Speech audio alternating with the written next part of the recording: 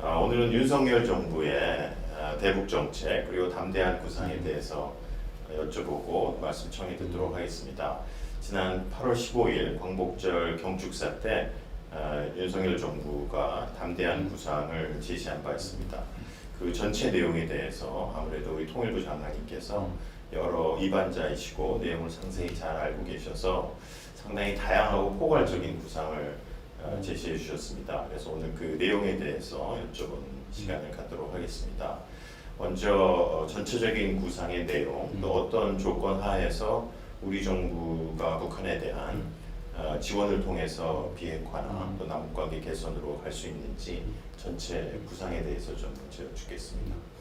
예, 그 지금 소위 담대한 구상, 처음에는 이제 담대한 계획에서 시작을 했지요.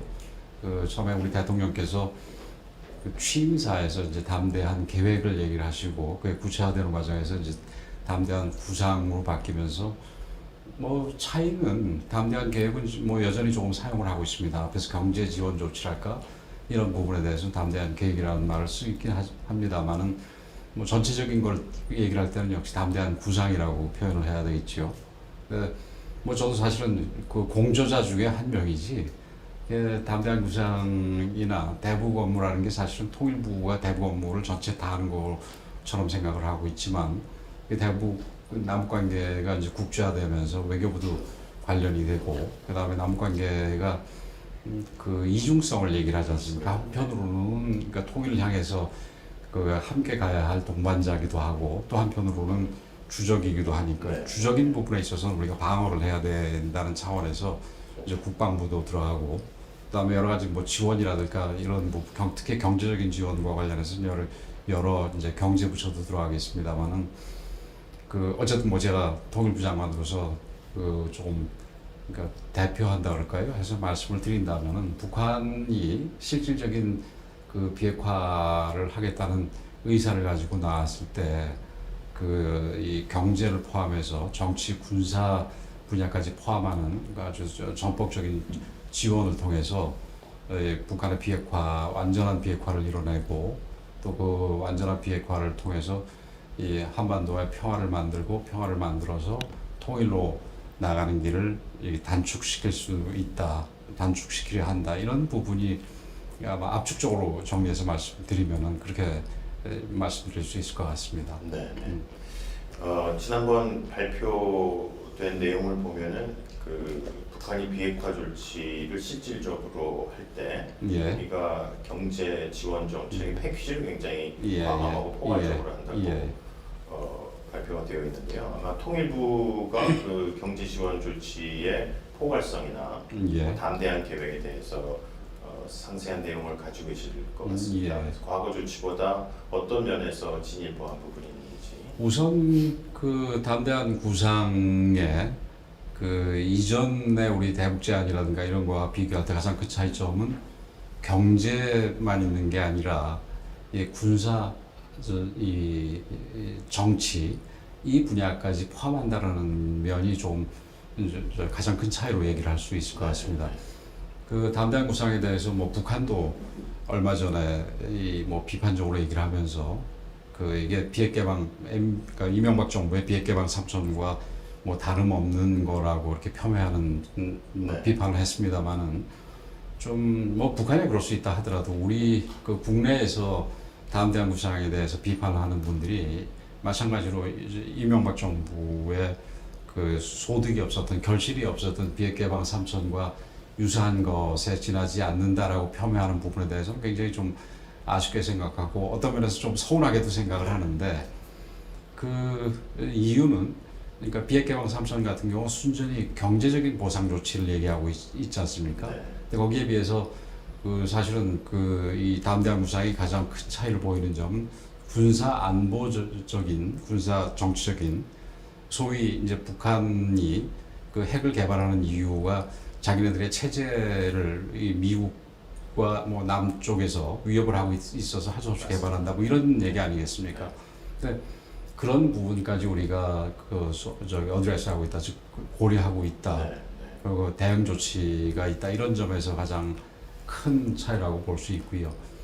또 이제 경제적인 부분과 관련해서도 과거에 대해서는 어떤 뭐 이 여러 가지 그냥 이 소위 고기를 지원하는 것이지 네. 이 고기 잡는 법을 뭐 지원한 거는 아니다라는 비판들도 있었는데 이번에 지원들 같은 경우는 지금 아무래도 뭐 대북 제재 체제 안에서 지금 해야 되는 부분이니까 여러 가지 좀 어려운 부분이 없지 않아 있습니다만은 기본적으로 북한이 자생할 수 있는 인프라를 지원하려는 쪽으로 포커스를 맞추는데 애를 썼다 이렇게 말씀을 드릴 수 있습니다. 네. 그 발표된 것은 아무래도 경제 관련 패키지가 조금 더 상세하고 예. 군사 안보 또는 정치적인 생존 보장이나 예. 그런 말을 쓸 수 있다면 체제 보장에 관한 구체적인 내용은 아직 좀 덜 구체화되어 있는데요. 아마 미국하고도 협의해야 될 부분도 그렇습니다. 있고 또 군사 분야는 말씀을 못하신 부분도 있을 거라 대략 앞으로 이제 어떤 정도로 진행이 될지 언제 그 구체적인 내용이랄까 이런 거를 조금 더 상세하게 알 수 있을지. 지금 경제 분야 조치도 조금 전에 제가 말씀을 드렸습니다만 대북 제재가 이루어지고 있는 상황에서 이 제재의 그 일종의 핵심 국가라고 할 수 있으면 지금 미국 아니겠습니까? 그래서 미국하고도 좀 더 협조를 해야 되고 협의를 해야 되고 또 뭐 일본이라든지 뭐 중국이라든지 그 주변에 이제 우리 그 남북관계 개선에 영향을 줄 수가 있고 혹은 우리가 그 도움을 받을 수 있는 나라들과 협의를 해야 되는 문제가 있어서 뭐 모든 거를 지금 다 얘기를 할 수가 없는 상황인데 말씀하셨듯이 군사라든지 이 정치적인 부분 소위 그 저들의 체제 안보에 대한 우려를 해주는 부분 같은 경우 조금 더 민감할 수가 있고 그건 조금 더 협의를 해야 되는데 지금까지 미국과의 관계에서 그 협의의 어떤 그 수준을 보면은 전체적인 부분에 있어서는 미국도 이 흔쾌하게 동의를 하고 있는 상황이고 세세한 부분은 외교부를 통해서 지금 협의가 진행 중인데 뭐 아직까지는 전혀 문제가 없이 잘 진행되고 있다고 제가 듣고 있습니다. 네. 그러면 이제 담대한 구상이 결국은 북한의 비핵화 로드맵하고도 연결이 될 텐데요. 현재까지는 2019년 이제 2월 하노이 협상 결렬 이후로는 비핵화 협상이 잘 열리고 있지 않아서요. 예, 모든 협상이 안 열리고 있죠. 그래서 비핵화 협상의 앞으로의 가능성이랄까, 그 비핵화 협상에 대해서 기대하시거나 또는 생각하고 계신 부분이 좀 있으면 보완적으로. 사실은 담대한 구상의 한 부분으로서 그 부분까지 생각을 하고 있습니다만은 많은 분들이 뭐 담대한 구상이고 뭐고 간에 일단 네. 지금 북한과 아무런 대화조차 지금 이루어지고 있지 않는 상황에서 이게 뭐 되겠냐 하는 좀 비관적인 생각들을 많이 하고 계시는 거를 잘 알고 있습니다. 뭐 사실 저도 제가 그 통일부 장관으로서 청문회를 하는 날 북한이 이 코로나가 발발했다라는 것을 발표하지 않았습니까? 그래서 그 청문회 날이 5월 12일이었었는데 제가 실제 취임하자마자 5월 16일 날 그 코로나와 관련해서 우리가 이 방역과 관련해서 얼마든지 협력할 용의가 있으니까 대화를 하자 이런 대북 통지문을 보냈는데 네. 그거조차 수용하지 않았습니다. 그래서 뭐 아쉽게 생각을 하고 또 그 이후에도 민간 쪽에서도 그동안 우리가 2018년에 잠시 해빙기가 있었을 때 좀 여러 가지 그 남북 사이의 협력을 민간 차원에서 하기 위해서 접촉을 했던 분들도 지금은 뭐 거의 다 지금 단절이 돼 있다고 얘기를 듣고 있습니다. 그런 면에서 좀 여러 가지 아쉬움은 많은데 아까 그 담대한 구상의 일부로서 이게 대화 쪽으로 이끌어내는 부분까지 생각을 하고 있다고 말씀을 드렸는데 뭐 저도 얘기하고 외교부 쪽에서도 얘기했듯이 소위 3D, 3D 하는 그러니까 우리말로 하면은 하나는 억지, 그다음에 두 번째는 단념, 세 번째는 대화.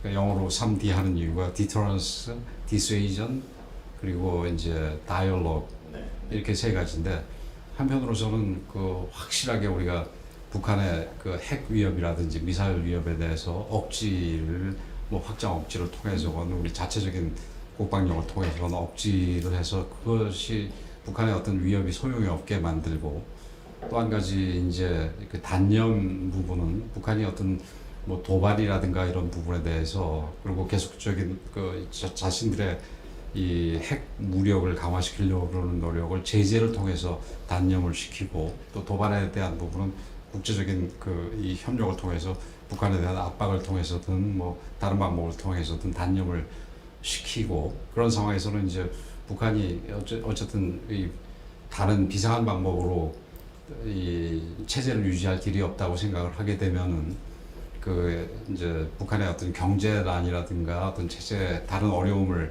해소하기 위해서는 대화로 나올 수밖에 없을 텐데 그걸 좀 더 단축하기 위해서 그러니까 국제사회와 마찬가지로 협력을 해서 그 외교적인 그 대화로 나올 수 있도록 외교적인 노력을 다하려고 지금 하고 있습니다. 뭐 일단은 그런 정도가 그러니까 대화를 위한 그 노력일 수가 있겠고요. 그다음에 그 순전히 남북관계 측면에서 보면은 그 저희들이 그 생각 외로 지난 정부에서도 이 민간 차원의 남북관계 협력이 그 별로 그렇게 잘 안 됐고 뭐 정부에 대해서 민간 쪽에서 협력을 하든 그 남북 협력을 하던 분들도 좀 약간 서운한 생각을 많이 갖고 계시더라고요.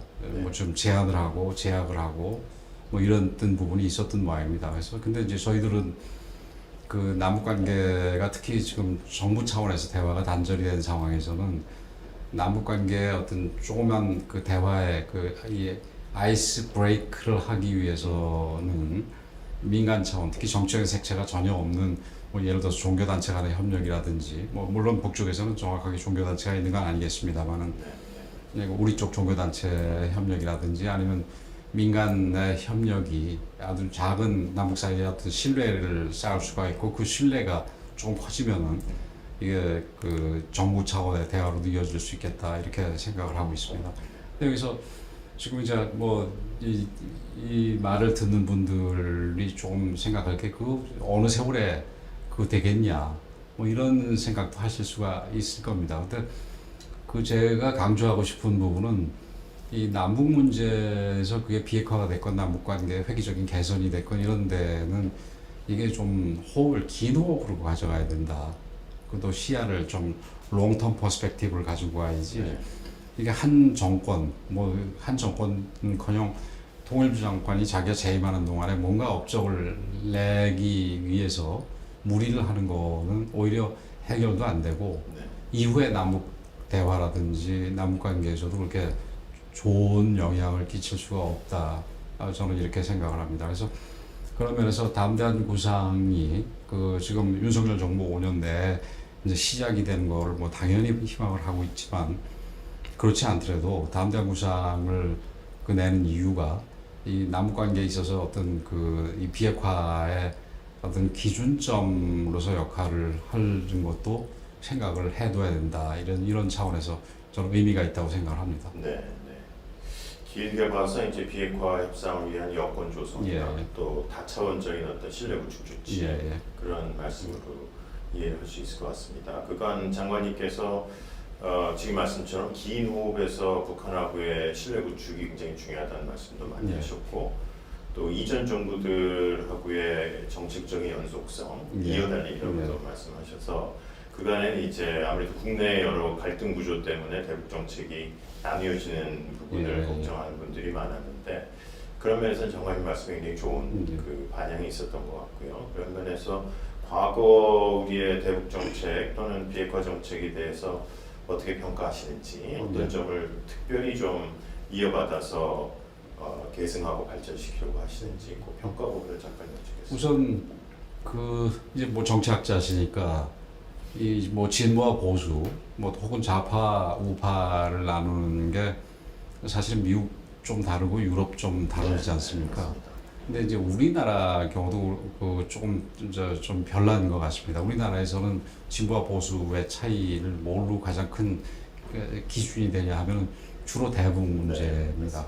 사실 그만큼 대북 문제가 이념적으로 굉장히 민감한 부분이라고 이렇게 여겨지는데, 근데 굉장히 아이러니한 게 그 속을 들여다 보면은 그게 어떤 면에서 그 이 뭐 평화를 바라고 그다음에 비핵화를 해야 되고 장기적으로 통일을 해야 되고 이런 큰 줄거리에서는 사실은 큰 차이가 별로 없습니다. 이게 어떤 면에서는 그 컵에 물이 반밖에 안 남았다와 반이나 남았다 그 차이일 수도 있는 부분이거든요. 그래서 좀 그 어떤 본질을 꿰뚫어 보고 이 대북 정책의 근간을 본다면은 크게 다를 바가 없다. 그래서 물론 뭐 정부에 따라서 강조점이 조금씩 차이가 있겠지만 그런 면에서 우리가 차이점을 부각시키지 말고 우리가 이 북한을 변화시켜서 결국은 통일을 지향해서 가자. 그 과정에서 가장 중요한 게 지금 비핵화다. 이런 부분에 있어서 큰 점에 있어서 같은 부분을 좀 이제 집중적으로 강조를 하고 보자 이런 차원에서 이어달리기인데 물론 뭐 그 차이점들은 있을 수가 있습니다. 뭐 최근에 이 뭐 서해 그 공무원 피살 사건이라든지 어부 강제 북송 사건이라든지 그 다음에 기타 그러니까 주요 국제 인권 관련 논의 계기에 우리가 좀 기권하거나 소극적으로 했던 부분이라든지 이런 부분들은 저는 고쳐야 된다고 생각을 합니다. 북한 인권 부분에 대해서는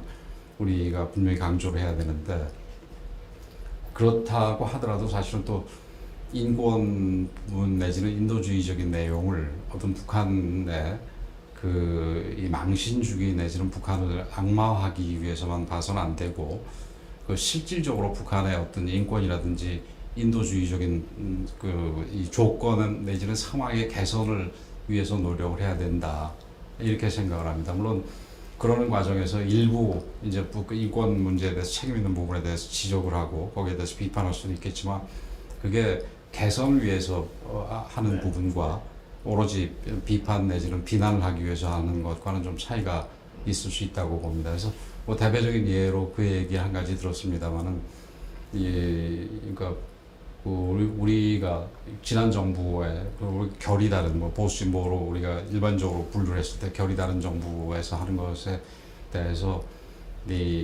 기본적으로는 이어받겠지만 아까 얘기한 인권 부분이라든지 북한과 대화를 하기 위해서 좀 더 지나칠 정도로 유화적으로 접근했던 부분이라든지 이런 부분은 좀 개선을 할 필요가 있겠지요.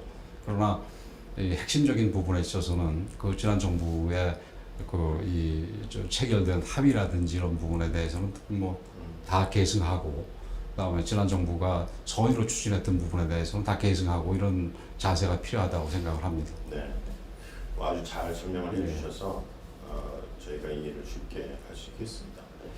다음은 좀 주제를 바꿔서 남북 관계나 우리의 대북 정책을 둘러싼 국제 정세에 관련된 부분인데요. 이번에 담대한 구상 직후의 북한 성명을 보면은 문재인 정부의 운전자론에 대한 비판도 같이 있었거든요. 그걸 보면 이제 우리 정부가 미국을 설득해서 우리가 원하는 쪽으로 한미 협력을 해나가는 그 외교적 능력에 대한 문제 제기 부분이기도 하다고 봅니다. 그래서 이번 정부가 한미 관계를 특히 강조하고 또 한중 관계도 워낙 중요하니까요. 그런 속에서 국제 정세는 이제 미중 전략 경쟁이 점차 심화되고 있어서 대북 정책이 아까 외교부 말씀도 하셨습니다만은 우리 외교랑 밀접한 관계가 있으니까요. 그런 면에서 대미 협력과 조율 또 중국을 워낙 잘 아시니까 또 중국에 대한 우리의 그냥 조금 압니다. 그런 부분을 좀 같이 말씀해 주시면 좋겠습니다. 지금 지난번 김여정의 담화를 보면 아마 우리 정부 지난 정부에 대해서 미국과의 어떤 관계 개선을 위해서 기대를 굉장히 했는데 실망이 굉장히 컸던 것 같습니다. 그래서 근데 지금 정부 같은 경우는 지난 정부보다 훨씬 더 미국과의 관계가 튼튼하니까 이제 그런 부분이 여러 가지 면에서 긍정적인 영향을 끼칠 수가 있다고 생각을 합니다. 지금 많은 분들이 지금 그러니까 미중 관계가 점점 더 약화되고 있고 뭐 소위 신냉전 얘기까지 하면서 틈새가 벌어지고 있어가지고 그래서 그런 부분을 걱정을 많이 하시면서 이게 그러니까 중국도 이 대북 문제에 굉장히 영향력이 큰 나라고 미국도 뭐 당연히 큰 나라고 그러니까 그 틈새에서 우리가 좀 더 어려워지는 거 아니냐 이렇게 생각들을 많이 하시고 걱정들 하시는데 저는 반드시 그렇지는 않다고 봅니다. 이게 제로섬 게임은 아니고요. 오히려 그 미국과의 관계를 굉장히 튼튼하게 함으로써 우리가 중국에 대해서 그러니까 미국의 오해를 받지 않고 과감하게 접근할 수 있고 또 북한에 대해서도 과감하게 접근할 수 있다고 생각을 합니다. 제가 박근혜 정부 당시에도 뭐 한미 관계가 좋았습니다만 처음으로 이제 중국하고 굉장히 좋은 관계로 접근하니까 이 미국 측에서 좀 그 약간 뭐라 그럴까요? 그러니까 좀 약간 의구심 가졌던 부분도 있었던 것 같습니다. 근데 지금은 뭐 한미 관계가 훨씬 더 그 좋은 상황이니까 이제 그런 부분에서 미국 측에 어떤 의구심 없이 이 접근을 할 수 있다 이렇게 생각을 합니다. 그래서 그 말씀하셨듯이 중국이라는 나라가 이 대북 관계에 있어서는 뭐 굉장히 중요한 나라 아니겠습니까? 뭐 본인들은 중국의 지도자들은 뭐 항상 하는 얘기가 이 중국이 대북 문제에 있어서 마스터 키를 갖고 있지 않다 이런 얘기를 하고 있는데 이 북한의 어떤 비핵화 그리고 북한의 어떤 개방 내지는 북한의 어떤 변화를 이끄는 데는 굉장히 여러 가지 이게 문이 있을 수가 있는데 그 문의 상당 부분의 열쇠는 중국이 가지고 있다 이렇게 생각을 합니다. 그래서 중국이 사실은 지금 말로 하는 것보다도 훨씬 더 건설적인 역할을 해야 되고 그 건설적인 역할에 대해서 우리가 좀 더 이끌어내야 될 필요가 있을 텐데 지금 그 많은 사람들이 또 이제 미중 간에 갈등이 생기다 보니까 북한 문제에 있어서 좀 비핵화라든지 그러니까 미사일 문제에 있어서도 좀 변화가 있지 않겠냐 이렇게 생각을 하는 분도 계시지만 뭐 저는 그렇지는 않다고 봅니다. 언제까지 북한과 중국하고의 관계가 지금처럼 이어질지도 알 수 없는 상황에서 바로 문 앞에 이 핵을 가진 나라가 있다라는 거가 중국으로서는 그렇게 반가워 할 수 있는 그런 일은 아니라고 봅니다. 그래서 그런 부분을 잘 이용을 한다면은 우리가 중국이 이 실제 말대로 건설적인 역할을 하는 대로 우리가 유도를 할 수 있다고 생각을 합니다. 네, 네. 그런 면에서 뭐 국정계가 워낙 빠르게 변하고 있어서 담대한 구상의 외교적 환경이랄까 이런 거를 아마 잘 만들어 가실 거로 기대가 되고요. 마지막 질문은 통일 관련 질문입니다. 예. 뭐 독일 통일을 워낙 깊이 연구하시고 또 잘 알고 계셔서 조금 봤습니다. 네. 지금 특히 이제 젊은 세대들이나 또 네. 기성세대도 통일에 대한 인식은 예전처럼 그렇게 당위론이 크게 지배를 하거나 또 아까 박근혜 정부 때도 말씀하셨는데 경제적인 편익론 이런 것도 많이 영향력이 줄어들었어요. 예. 통일에 대한 관심이랄까 그 지지도가 좀 떨어지고 있는데 더군다나 북한의 핵 문제로 하지만 통일은 꼭 이루어야 되는 예. 민족의 사명이기 때문에 지금 이제 통일부를 이끄시는 입장에서 통일에 대해서 좀 어떤 긴 호흡을 가지고 접근을 해야 될지 말씀을 해주시면 좋겠습니다. 그 말씀하셨듯이 지금 그러니까 특히 젊은 세대를 중심으로 해서 통일에 대해서 관심이 굉장히 적어지고 줄어들고 있습니다. 그리고 이게 뭐 독일에 의해서도 보면은 독일이 분단된 직후에는 굉장히 그 통일에 대한 관심도 많고 통일이 돼야 된다는 의견이 뭐 압도적이었었는데 시간이 지날수록 그 통일에 대한 열기가 줄어들었고 특히 젊은 세대를 중심으로 줄어들었습니다. 그리고 또 이 독일 경제가 그 유가 위기를 겪으면서 독일 경제가 어려워졌을 때 더군다나 더 줄어들었습니다. 왜냐하면 자기 경제도 네. 쉽지 않은데 이 동독에 대해서 우리가 도와주고 그럴 이유가 없지 않느냐 뭐 이런 논리가 되겠지요. 그러니까 우리나라의 경우도 마찬가지라고 생각이 됩니다. 지금 뭐 이 분단된 지가 벌써 뭐 몇십 년이 돼 가니까 독일보다 훨씬 길어서 뭐 70년 가까이 다 돼 가니까 이게 이제 통일에 대해서 관심이 줄어들 때도 됐는데 지금 경제력 격차는 북한하고 우리하고가 동서독보다 훨씬 크지 않습니까? 그래서 통일 비용 문제도 굉장히 많이 들어갈 것 같으니까 특히 젊은 세대 입장에서는 그 비용을 우리한테 쓰지 왜 엉뚱하게 뭐 다른 데 쓰려고 그러냐 뭐 이런 생각을 할 수도 있다고 생각을 합니다. 그래서 단순히 그러니까 우리가 한민족이니까 그냥 통일이 돼야 된다라는 것보다는 그러니까 그 우리 젊은 세대들이 지금 당장 활동하는 데 그리고 앞으로 활동하는 데 있어서 이 통일이 경제적인 편익도 얼마든지 제공할 수 있다 이런 부분들을 설득을 해야 되는데 기존의 뭐 이 미디어를 가지고는 그 이 접근하기 어려운 부분도 네. 많이 있으니까 뭐 소위 요즘 메타버스 하는데 네. 메타버스라든지 아니면 뭐 새로운 미디어들을 통해 가지고 젊은 세대들한테 한편으로는 당위성, 한편으로는 편익성 이런 부분에 대해서 지속적으로 좀 이 설명하고 이 설득을 해 나갈 필요가 있다고 생각이 됩니다. 그 초반에도 잠깐 얘기가 나왔습니다만 동일 뭐 대북 관계 이런 부분은 사실은 국민적인 합의 내지는 지지가 굉장히 중요한 부분 아니겠습니까? 네. 아까도 말씀드렸듯이 이게 굉장히 이념적으로 이 좀 뭐라 분열적인 요소가 있는 부분이기 때문에 네. 그래서 우선 젊은 세대들로부터라도 좀 많은 지지를 받게 된다면은 우리가 대북 정책을 자신 있게 펴나가는 데 있어서 큰 도움이 되리라고 생각을 합니다. 네, 네. 말씀하셔서 개인적으로도 좀 궁금한 질문이 네. 하나 더 있는데요. 저희 글로벌 NK라는 사이트는 사실 북한에 대한 이제 1차 문헌 자료의 아카이브를 만들어서 네. 연구도 좀 독려하고 말 그대로 그 노스 코리아를 글로벌한 네. 입장에서 볼 수 있도록 예. 이제 영어 기반인데 제일 어려운 게 북한의 자료들을 한국에서 액세스하기 예. 어렵다는 예. 부분이거든요. 그래서 예전에 노무현 정부 때 잠깐 이제 북한의 미디어들을 접할 기회가 있었는데 그게 좀 닫혀 있어서요. 연구자 입장에서도 그렇고. 근데 얼마 전에 이제 북한의 방송이나 자료들을 개방하는 쪽에 예. 말씀을 해주셔서 예. 되게 반가웠는데요. 예. 그런 면에서 말씀처럼 젊은 세대들이 조금 더 많이 접해서 예. 북한에 대한 정확한 지식을 얻을 수도 있을 것 같아서 그 부분에 혹시 정책적인 어떤 비전이 있으시면 조금 더 예, 여쭤보실 뭐 수 있나요? 이거 이 방송, 뭐 언론, 문화, 체육 이런 쪽의 교류가 남북 간의 어떤 동질성을 네. 다시 회복하고 지금 상당히 이질화돼 있지 않습니까?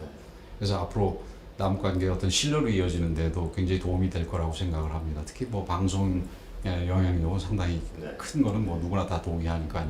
근데 그 당장은 아마 이 상호 이 개방, 상호 교류는 쉽지는 않다고 생각을 합니다. 그래서 우리가 먼저 과감하게 좀 여는 조치가 필요하다고 생각이 되는데 지금 뭐 잘 아시다시피 여러 가지 우리 법제가 북한의 뭐 예를 들어서 선전 매체 같은 것까지 다 풀 경우에는 그거는 그 법적인 충돌이 있습니다. 그래서 그런 부분을 일거에 다 풀기는 어렵고 일단 객관적인 그 사실에 관한 그 사실을 전달하는 내용들 뭐 예를 들어 뉴스라든지 이런 부분들 이것도 뭐 공식 매체 뉴스, 뭐 선전 매체 뉴스는 좀 빼야 되겠죠.